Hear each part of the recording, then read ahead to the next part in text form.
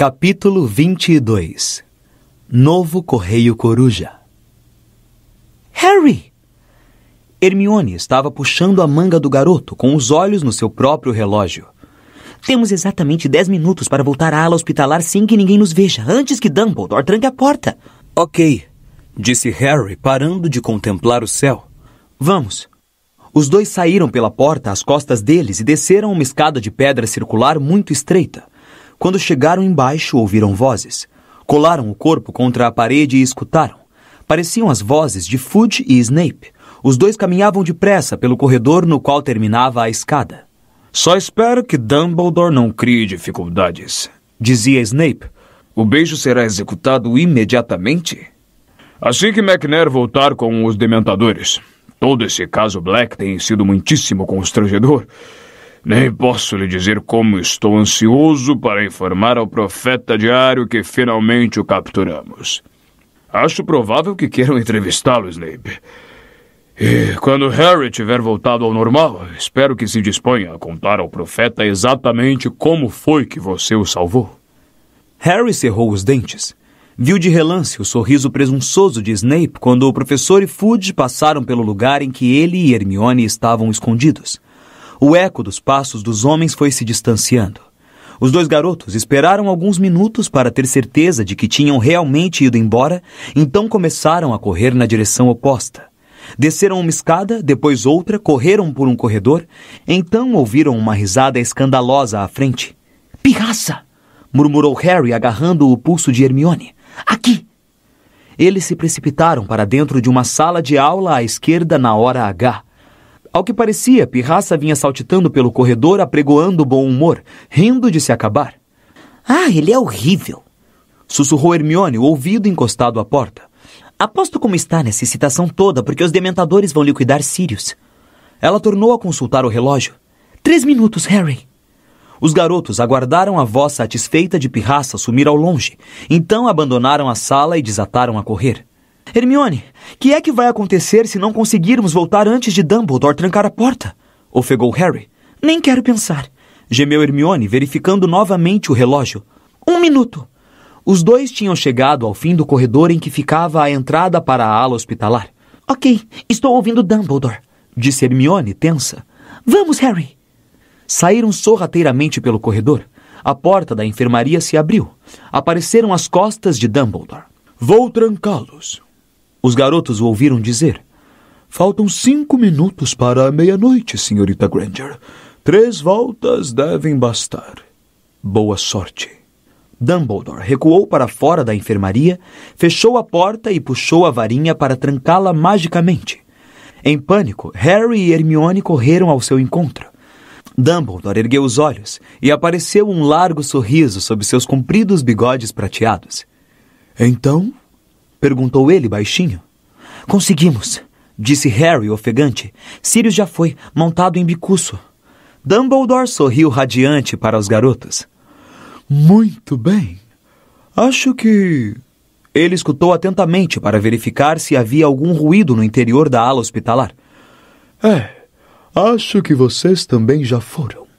Entrem, vou trancá-los. Harry e Hermione entraram na enfermaria. Estava vazia, exceto por Rony, que continuava deitado imóvel na cama ao fundo. Ao ouvirem o clique da fechadura, Harry e Hermione voltaram às suas camas, e a garota guardou o vira-tempo dentro das vestes. Um instante depois, Madame Pomfrey saiu de sua sala. Foi o diretor que eu ouvi saindo? Será que já posso cuidar dos meus pacientes? A enfermeira estava muito mal-humorada. Harry e Hermione acharam melhor aceitar o chocolate que ela trazia sem resistência. Madame Pomfrey ficou vigiando para ter certeza de que eles o comessem. Mas Harry mal conseguia engolir. Ele e Hermione estavam esperando, escutavam os nervos vibrando desafinados. Então, quando aceitaram o 4º pedaço de chocolate de Madame Pomfrey, eles ouviram ao longe o ronco de fúria que ecoava em algum ponto do andar acima. Que foi isso? Perguntou Madame Pomfrey, assustada. Agora ouviam vozes raivosas que iam se avolumando sem parar. A enfermeira tinha os olhos na porta. Francamente, vão acordar todo mundo. O que é que eles acham que estão fazendo? Harry tentava ouvir o que as vozes diziam. Elas foram se aproximando. Ele deve ter desaparatado, Severo. Devíamos ter deixado alguém na sala vigiando. Quando isto vazar... Ele não desaparatou!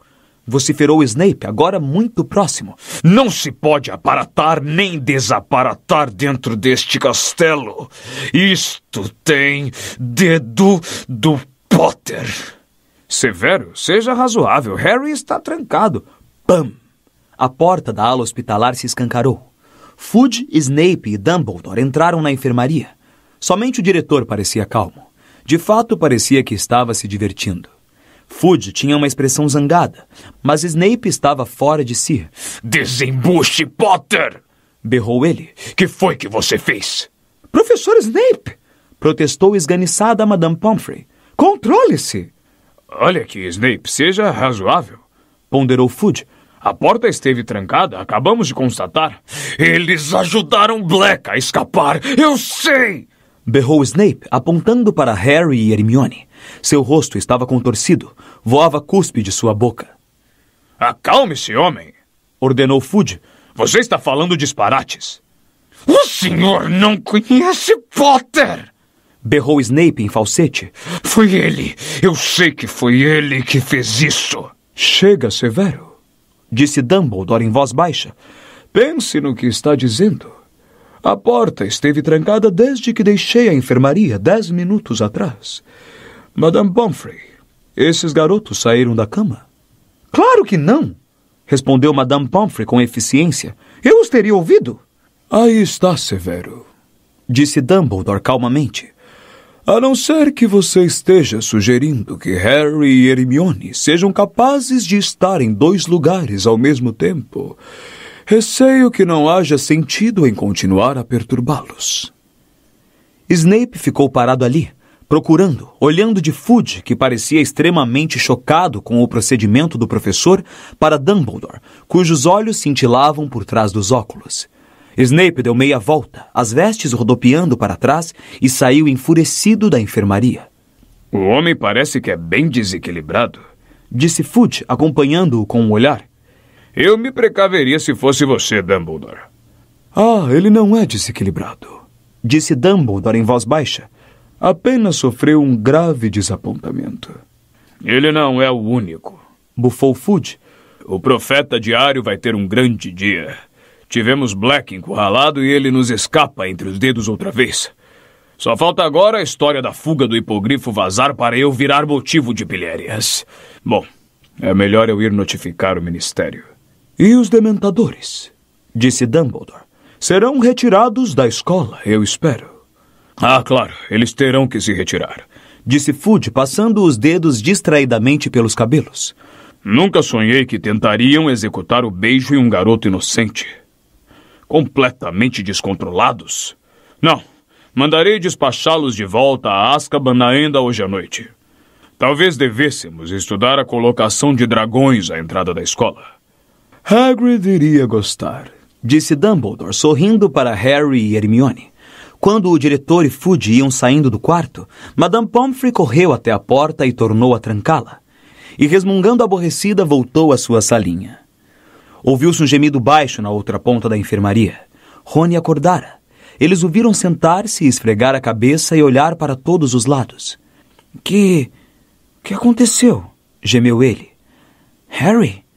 Por que estamos aqui? Aonde é que foi o Sirius? Aonde é que foi o Lupin? O que está acontecendo? Harry e Hermione se entreolharam. Você explica, pediu Harry, servindo-se de mais um pedaço de chocolate. Quando Harry, Rony e Hermione deixaram a ala hospitalar ao meio-dia do dia seguinte, foi para encontrar um castelo quase deserto. O calor sufocante e o fim dos exames sinalizavam que todos estavam aproveitando ao máximo mais uma visita a Hogsmeade. Nem Rony nem Hermione, porém, tiveram vontade de ir. Assim, os dois e Harry perambularam pelos jardins, ainda discutindo os acontecimentos extraordinários da noite anterior e se perguntando onde estariam Sirius e Bicuço naquela hora. Sentados perto do lago, observando a lula gigante agitar preguiçosamente seus tentáculos à superfície das águas, Harry perdeu o fio da conversa, contemplando a margem oposta do lago. O cervo galopara em sua direção ali, ainda na noite anterior. Uma sombra caiu sobre eles, e ao olharem, depararam com um Hagrid de olhos muito vermelhos, enxugando o rosto úmido de suor com um lenço do tamanho de uma toalha de mesa e sorrindo para os três. Sei que não devia me sentir feliz depois do que aconteceu ontem à noite, disse ele. Quero dizer, a nova fuga de Black e tudo mais. Mas sabem de uma coisa? O quê? Perguntaram os garotos em coro, fingindo curiosidade. Bicuço. Ele fugiu. Está livre. Passei a noite toda festejando. Que fantástico! Exclamou Hermione, lançando a Rony um olhar de censura porque ele parecia prestes a cair na risada. Não devo ter amarrado ele direito, concluiu Hagrid apreciando os jardins. Estive preocupado hoje de manhã, vejam bem. Achei que ele podia ter topado com o professor Lupin por aí, mas o professor disse que não comeu nada ontem à noite. Quê? Perguntou Harry depressa. Caramba, vocês não souberam? Disse Hagrid, o sorriso se desfazendo. Em seguida, baixou a voz, ainda que não houvesse ninguém à vista. Snape anunciou para os alunos da Sonserina hoje de manhã. Achei que a essa altura todo mundo já soubesse. O professor Lupin é lobisomem, entendem? E esteve solto na propriedade ontem à noite. Ele está fazendo as malas agora, é claro. Ele está fazendo as malas? Repetiu Harry, alarmado. Por quê? Vai embora, não é? Disse Hagrid, parecendo surpreso que Harry tivesse feito uma pergunta daquela. Pediu demissão logo de manhã. Diz que não pode arriscar que isto aconteça de novo. Harry levantou-se depressa. Vou ver o professor, avisou a Rony e Hermione. Mas se ele se demitiu? Parece que não há nada que a gente possa fazer. Não faz diferença. Continuo querendo ver o professor. Encontro vocês aqui depois. A porta da sala de Lupin estava aberta. O professor já guardara a maior parte dos seus pertences. O tanque vazio do Grindylow estava ao lado de sua mala surrada, aberta e quase cheia. Lupin curvava-se sobre alguma coisa em sua escrivaninha e ergueu a cabeça quando Harry bateu na porta. Vi-o chegando, disse Lupin com um sorriso, e apontou para o pergaminho que estivera examinando. Era o mapa do Maroto. Acabei de encontrar Hagrid, disse Harry, e soube dele que o senhor pediu demissão. Não é verdade, é? Receio que seja. Lupin começou a abrir as gavetas da escrivaninha e a esvaziá-las. Por quê? Perguntou Harry. O Ministério da Magia não está achando que o senhor ajudou Sirius, está? Lupin foi até a porta e fechou-a. Não. O professor Dumbledore conseguiu convencer Fudge que eu estava tentando salvar as vidas de vocês. Ele suspirou. Isso foi a gota d'água para Severo. Acho que a perda da Ordem de Merlin o deixou muito abalado.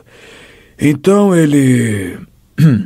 acidentalmente deixou escapar hoje no café da manhã que eu era lobisomem. O senhor não está indo embora só por causa disso? Espantou-se Harry. Lupin sorriu enviesado. Amanhã, a essa hora, vão começar a chegar as corujas dos pais.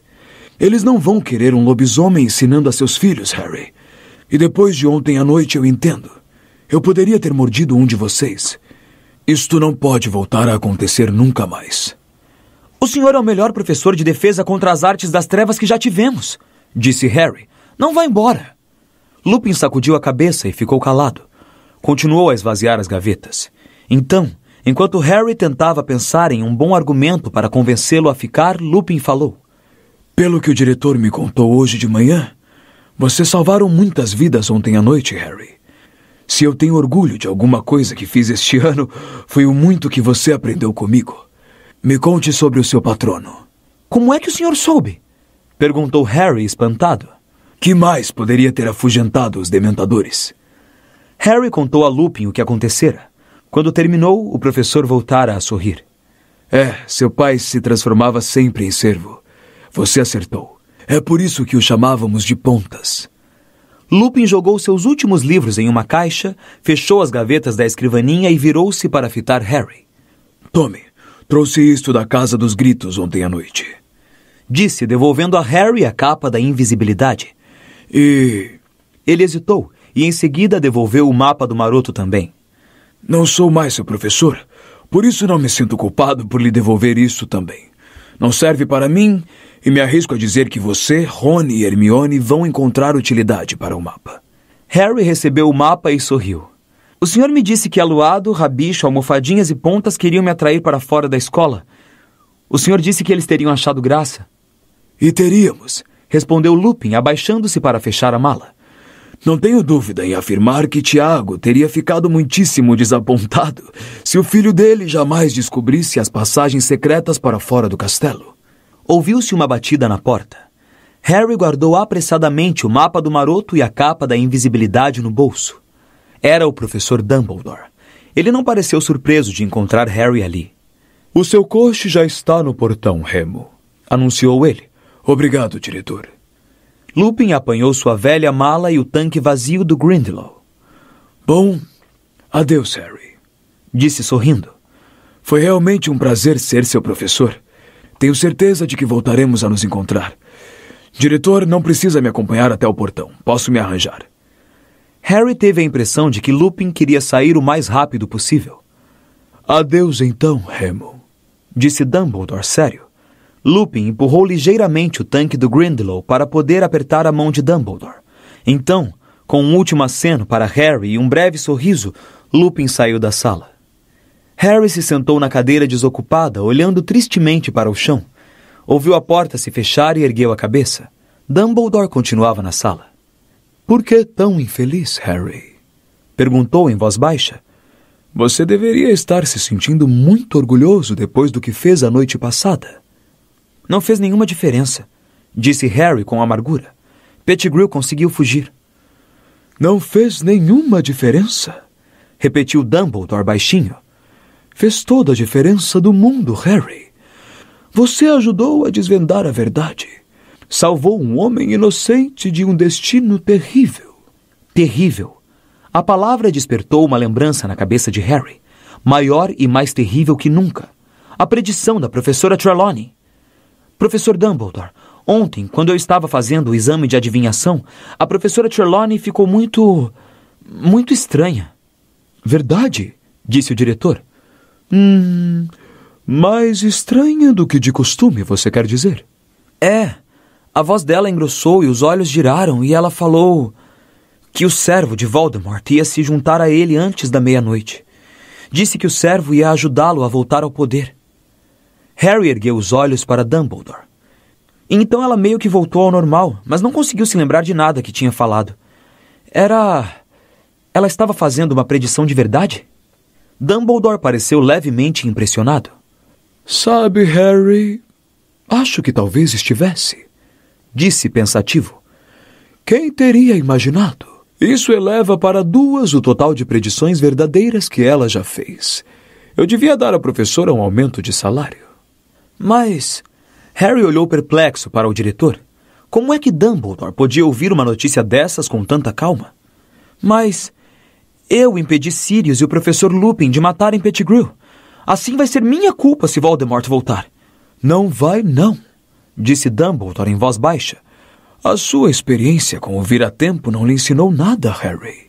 As consequências de nossos atos são sempre tão complexas, tão diversas, que predizer o futuro é uma tarefa realmente difícil. A professora Trelawney, abençoada seja, é a prova viva disso. Você teve um gesto muito nobre salvando a vida de Pettigrew. Mas se ele ajudar Voldemort a voltar ao poder? Pettigrew lhe deve a vida. Você mandou a Voldemort um emissário que está em dívida com você. Quando um bruxo salva a vida de outro, forma-se um certo vínculo entre os dois.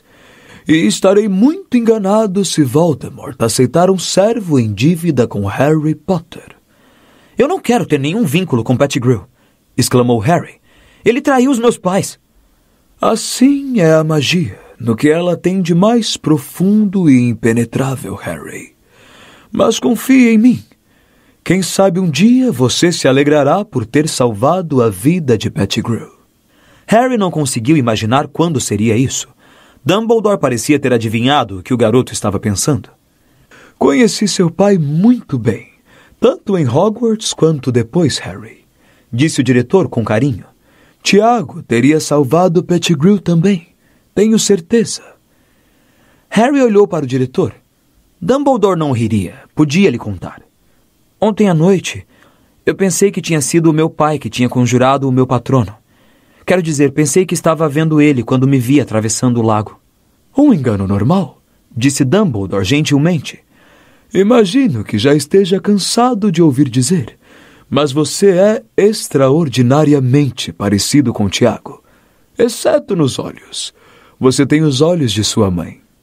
Harry sacudiu a cabeça. Foi burrice minha pensar que era ele, murmurou o garoto. Quero dizer, eu sei que ele está morto. Você acha que os mortos que amamos realmente nos deixam? Você acha que não nos lembramos deles ainda mais claramente em momentos de grandes dificuldades? O seu pai vive em você, Harry, e se revela mais claramente quando você precisa dele. De que outra forma você poderia produzir aquele patrono? Pontas reapareceu ontem à noite. Levou um momento para Harry compreender o que Dumbledore acabara de dizer.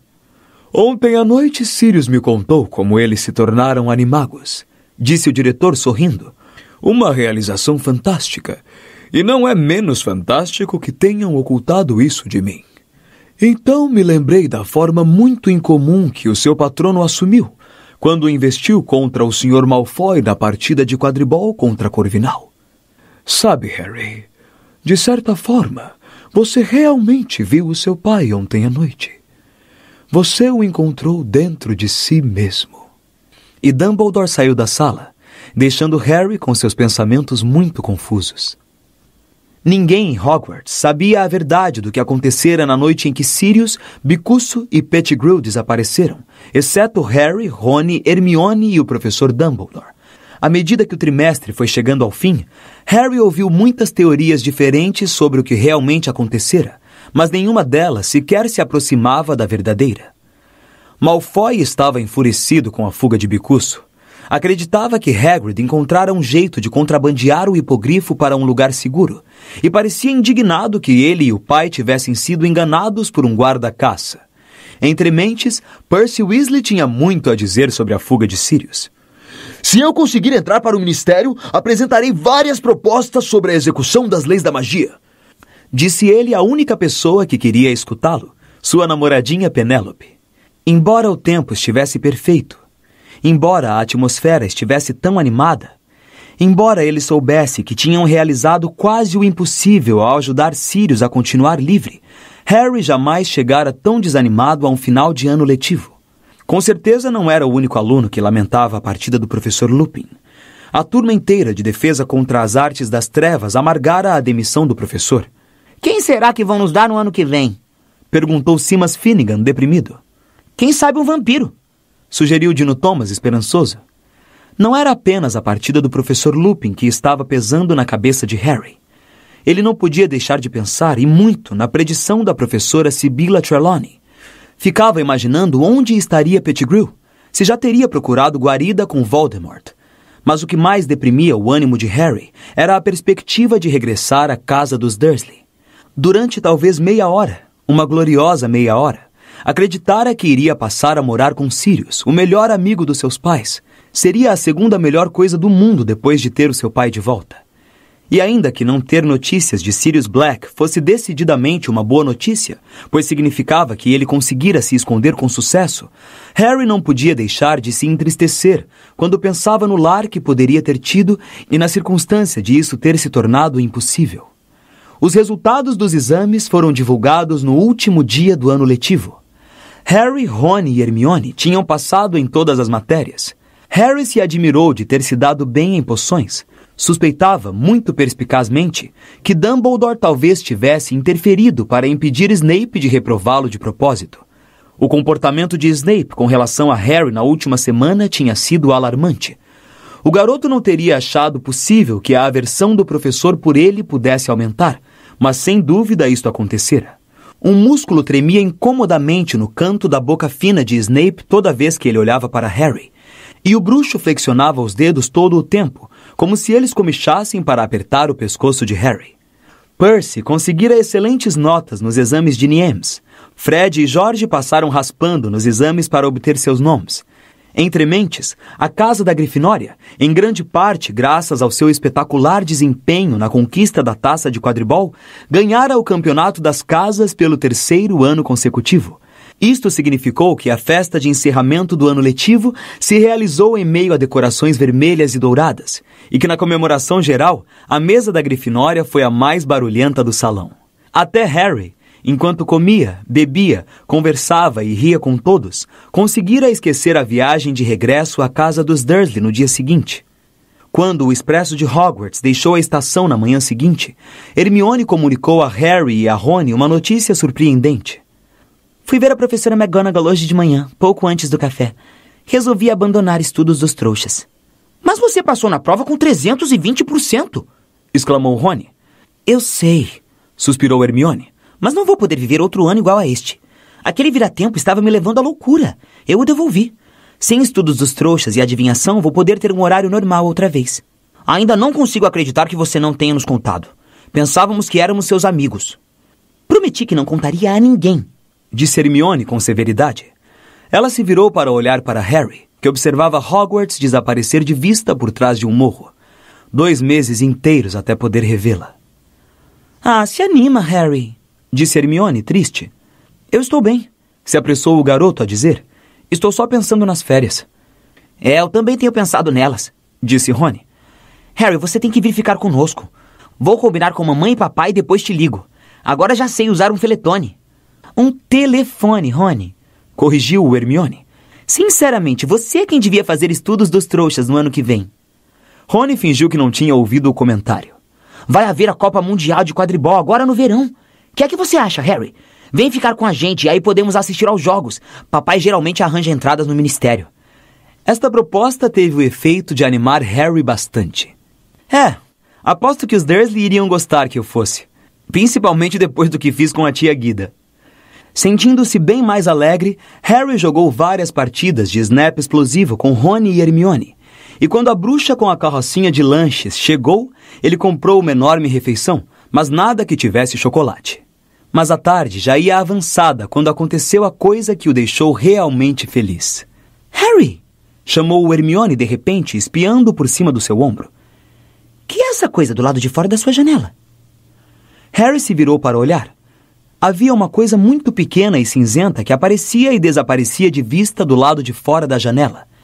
Ele se levantou para ver melhor e concluiu que era uma coruja minúscula, carregando uma carta demasiado grande para o seu tamanho. A coruja era tão pequena na realidade que não parava de dar cambalhotas no ar, impelida para cá e para lá pelo deslocamento de ar do trem. Harry baixou depressa a janela, esticou o braço e recolheu-a. Ao tato, ela lembrava um pomo de ouro muito fofo. O garoto recolheu a coruja cuidadosamente para dentro.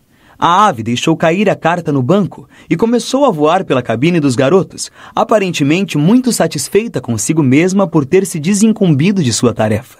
Edviges deu um estalo com o bico numa espécie de digna censura.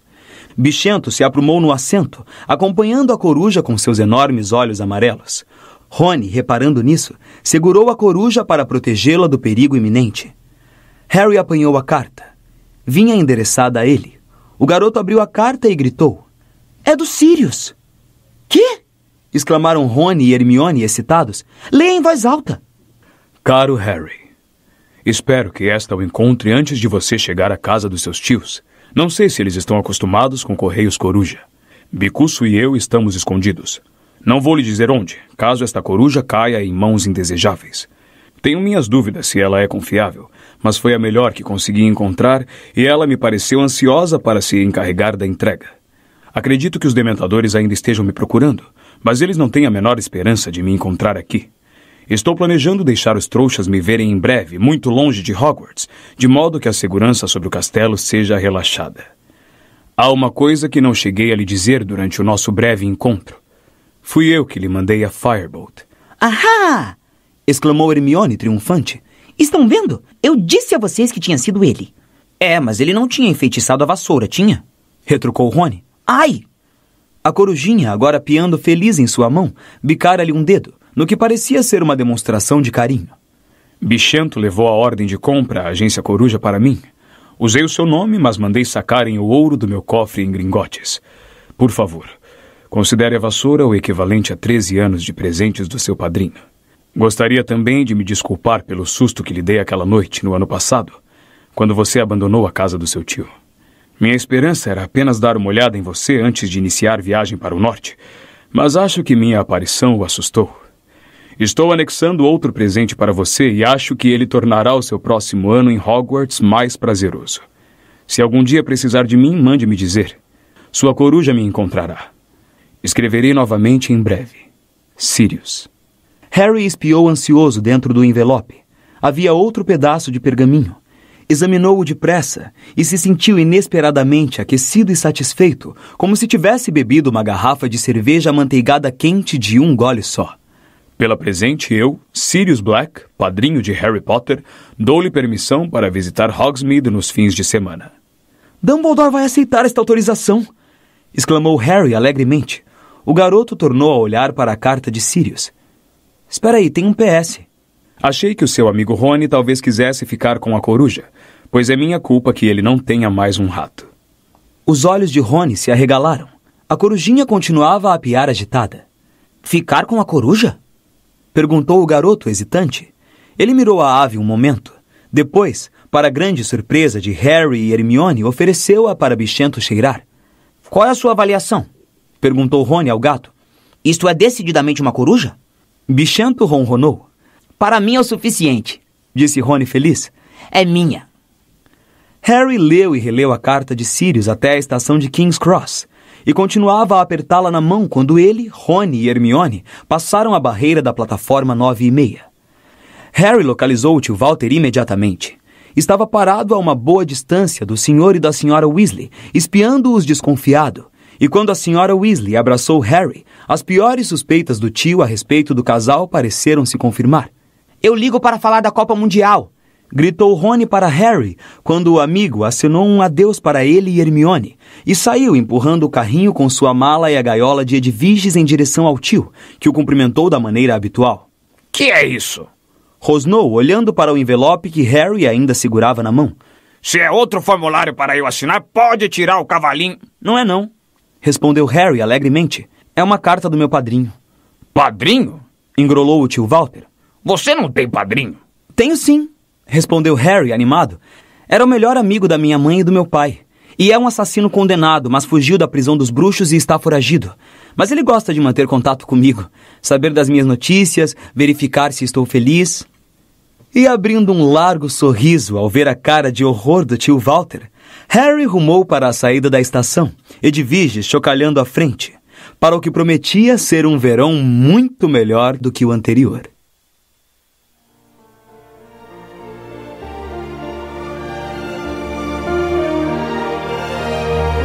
Harry Potter e o Prisioneiro de Azkaban, por J.K. Rowling.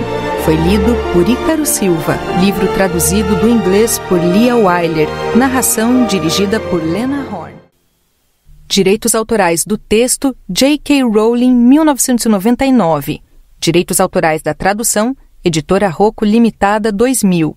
Direitos autorais da gravação, Pottermore Limitada, 2021. Música tema composta por James Hannigan.